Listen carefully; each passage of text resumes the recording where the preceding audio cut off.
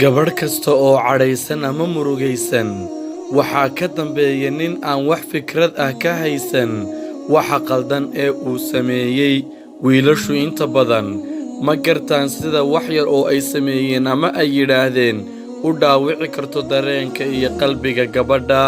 Inaad gabadh jeclaato waa waxa labaad. Marka koowaad baro inaad xushmayso.